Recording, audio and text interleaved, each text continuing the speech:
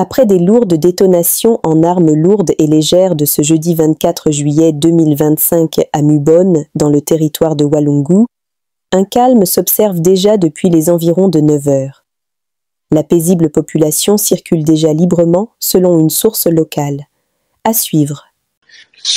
Autorité de l'État, c'est quoi? C'est une justice juste qui est capable de protéger tout le monde de manière égale. Autorité de l'État, c'est quoi? C'est une armée professionnelle qui est capable de sécuriser nos frontières, sécuriser notre territoire. Autorité de l'État, c'est quoi? C'est une administration fonctionnelle qui est capable de donner l'éducation à nos enfants, de donner les services sanitaires, de santé ou sociaux à nos populations lorsqu'ils ont des problèmes.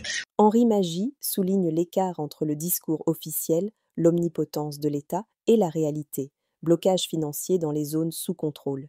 Il met en lumière la tentative de l'AFCM 23 de combler ce vide institutionnel avec un dispositif local autoritaire, mais sans légitimité. Le discours est ironique, avec un style hautement théâtral, opposant la puissance proclamée de l'État à son immobilisme effectif, tout en valorisant la posture de Henri Magie, manifeste d'une satire politique assumée. Dans les zones paisibles, contrôlées par l'AFCM 23 ARC, on vante un tableau parfait, vie, paix, sécurité, liberté, dignité, cohésion et développement durable, grâce à la restauration de l'autorité de l'État. Autorité de l'État, c'est quoi? C'est une administration capable de donner du travail aux uns et aux autres lorsque il le faut. C'est ça l'autorité de l'État. C'est cet ensemble de choses. La capacité d'un État à pouvoir être régulé par une autorité connue. Là, on est en face d'une autorité de l'État à Kinshasa qui n'existe pas. Vous avez à Goma ici une autorité de l'État qui existe. Ici, les poubelles sont ramassées, la sécurité est garantie, les territoires est protégé, les hôpitaux, les services sanitaires de santé, ça fonctionne, les écoles fonctionnent. Nous avons même imprimé les bulletins, alors que Kinshasa, ça fait 6 ans que les enfants n'ont toujours pas de bulletins jusqu'à ce jour. Et quand ils parlent de l'autorité de l'État, on dirait ils vont prendre le bordel qui est à Kinshasa et vont venir l'installer à Goma. Pourtant, derrière ce décor idyllique se cache une réalité plus sombre. Une administration de fait impose des taxes et contrôle toutes les routes, l'accès humanitaire est bloqué, les moyens de subsistance sont maintenus grâce à l'exploitation intensive du coltan et d'autres minerais, souvent dans l'ombre et sans contrôle légal, et les populations subissent pression, déplacements et parfois pire. Ce prétendu progrès tourne vite à l'étude d'un régime coercitif, où la promesse d'infrastructures et de bien-être s'évapore face à une mainmise autoritaire et à une économie parallèle. C'est ça l'effet de ce que Mouyaya a dit. Oh, maintenant je vais dire à Mouyaya, Mouyaya, tu n'as pas bien lu les textes. Ces textes-là disent ceci. Nous allons prendre l'ordre qui est à Goma, nous allons le laisser. Toi aussi tu interprètes autrement. On a dit. Ah non, vas-y. Il est dit, les partis reconnaissent que la restauration de l'autorité de l'État. Point. Ça s'arrête là, mais la phrase continue. Et la conséquence logique au règlement efficace des causes du conflit. Et c'est ça. Prendre l'ordre qui est... Si l'État avait vraiment l'autorité qu'il clame. Imaginez Henri Magie, membre de l'AFC M23 de Nanga, debout devant des guichets bancaires vides, s'adressant à l'Assemblée. Mesdames, messieurs, si l'État en RDC exerçait réellement l'autorité qu'on lui prête, pourquoi les banques restent fermées à Goma et Bukavu? On nous rappelle sans cesse que tout dépend de Kinshasa, de son pouvoir central. Mais dès que l'AFCM 23 intervient, plus un guichet ne fonctionne. Résultat, l'argent est bloqué, l'économie locale s'étouffe. LLS nous disent pas de reconnaissance, pas de banque, pas de crédibilité. Alors, on a créé notre propre structure, une autorité locale pour réguler le système financier, pas reconnue à l'international mais mise en place sur le terrain. On a relancé la Cadeco à Goma. C'était censé être une bouffée d'air. Eh bien non, ça ne prend pas. On nous accusera de manipulation, Kinshasa réaffirmera sa légitimité. Alors je le dis, si vous avez vraiment le pouvoir, laissez les banques rouvrir. Nous, on l'a décidé, on a lancé des instructions. Le refus de les ouvrir, sans décision officielle, est illégal. Banquiers, réveillez-vous. Les mesures d'établissement de confiance de l'accord entre le gouvernement et l'AFC M23 dévoilées. dans le cadre de l'accord de principe signé récemment à Doha entre le gouvernement congolais et l'Alliance Fleuve Congo, AFC M23, une série de 8 mesures d'établissement de confiance a été rendue publique, relayée par Laurence Kanyuka, porte-parole et point focal communication de l'AFC. Ces mesures visent à créer un climat favorable à des négociations politiques durables. Voici les 8 engagements attendus du gouvernement congolais. 1. Déclaration solennelle de Félix Tshisekedi affirmant sa volonté politique de négocier directement avec l'AFCM 23.2. Abrogation de la résolution du 8 novembre 2022 de l'Assemblée nationale, ainsi que des restrictions prises contre l'AFCM 23. 3. Annulation des condamnations à mort, poursuites et mandats d'arrêt visant les membres de l'AFCM 23. 4. Libération immédiate des civils et militaires arrêtés pour liens supposés avec l'AFCM 23, avec réparation morale et matérielle. 5e.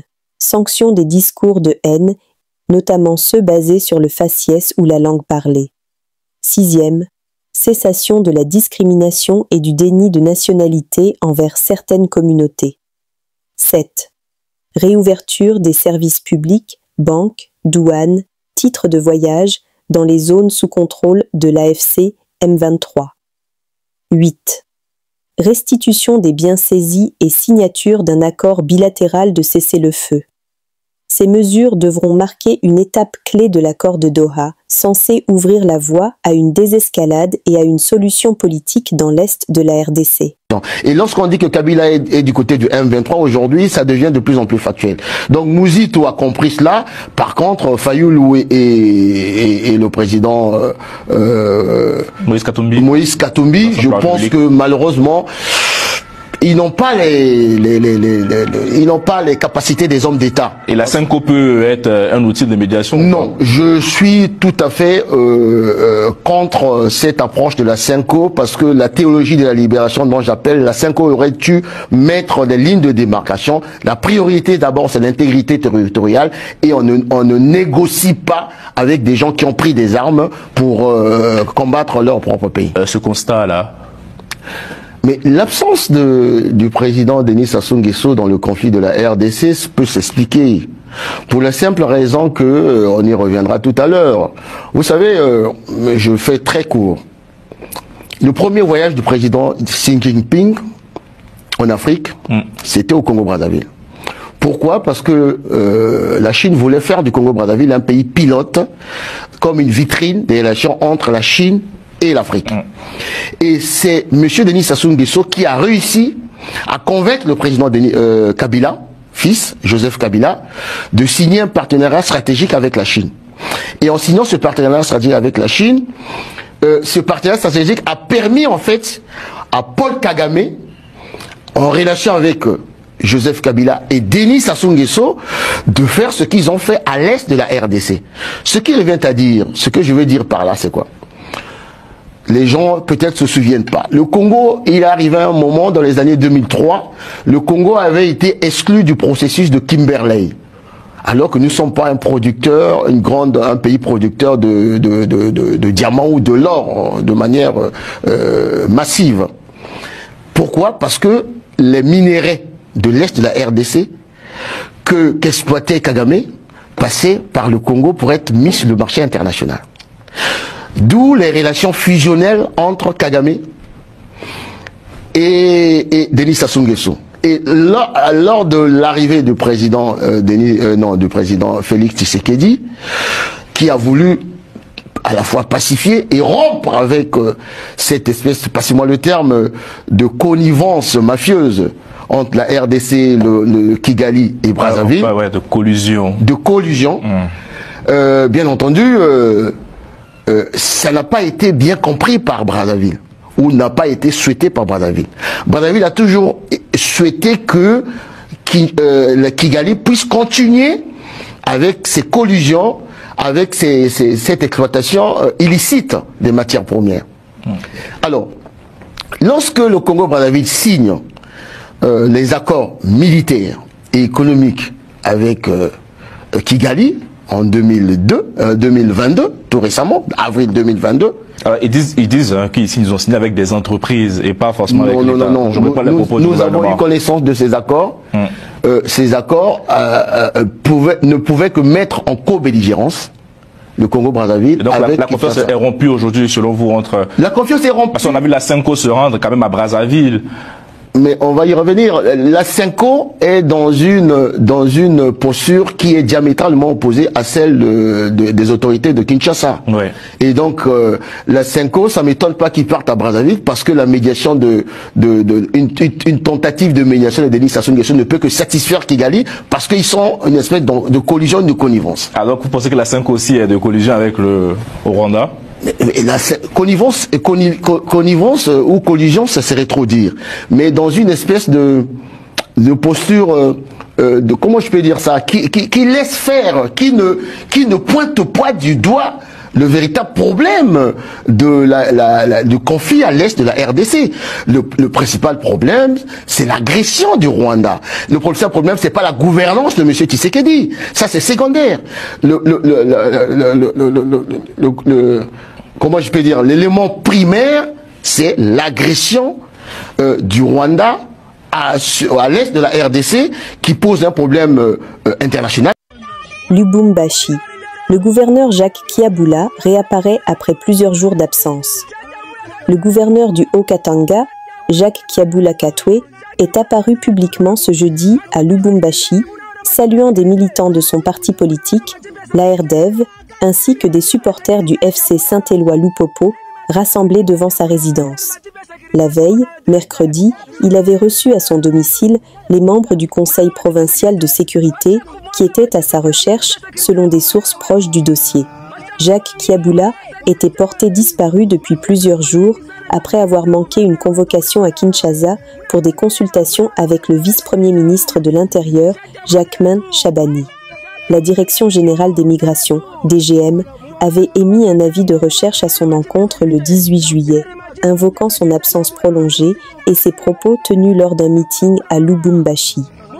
Au cours de cette prise de parole publique, le gouverneur avait qualifié Joseph Kabila et Corneille Nangaa de Congolais avec qui les différends devaient être réglés en famille.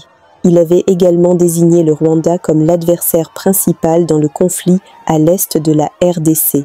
Ces déclarations avaient suscité des interrogations au sein du pouvoir, notamment dans un contexte où l'ancien président Kabila est soupçonné de liens avec l'AFC et le M23.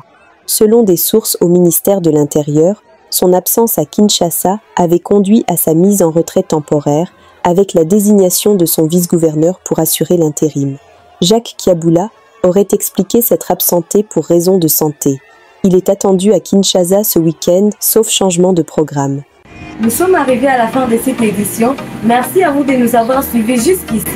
Si vous avez apprécié ces contenus, n'oubliez pas de vous abonner à notre chaîne, d'activer la cloche de notification pour ne rien manquer de nos prochaines vidéos. Likez et partagez cette vidéo. On se retrouve très prochainement. À bientôt.